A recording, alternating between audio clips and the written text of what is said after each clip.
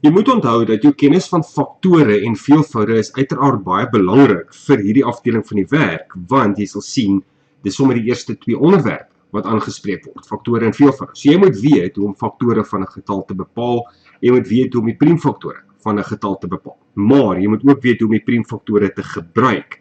Want as jy byvoorbeeld gaan kyk na vraag 3, waar hulle vir jou vra vir die KGV, dan moet jy onthou hoe om priemfaktore te gebruik, spesifiek vir die KGV.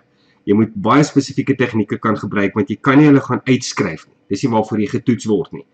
Dan as ons kyk na vraag 4, dan is dit maar weer eens net faktore. Daar wil hulle, jy moet maar net weer 'n bietjie hersien en 'n gevoel kry vir wat 'n priemgetal is. En dan kyk ons na vraag 5, daardie 2, die derde magswortel van 2 getalle, wat hulle ook vir jou sê sonder 'n sakrekenaar. So dit impliseer, jy moet ook 'n tegniek gebruik van priemfaktore om daardie antwoorde te kry.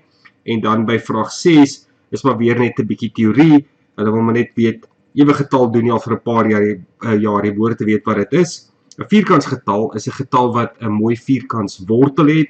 Veelvoude behoort jy te kan kies uit daardie lys uit, faktore behoort jy te kan kies, en dan natuurlik behoort jy te weet, wat is 'n priemgetal, sodat jy die priemgetal uit daardie lys, priemgetal of priemgetalle, dit maak nou nie saak of dit een of meer is nie, maar jy moet uit daardie lys uit 'n priemgetal kan identifiseer, deur aan te dui, dat jy weet presies wat die eienskappe van al daardie verskillende onderwerpe is. So 'n vierkantsgetal, 'n priemgetal, faktore, veelvoude, jy moet weet wat dit is, sodat jy uit 'n lys van getalle kan identifiseer watter getalle voldoen aan daardie spesifieke vereistes.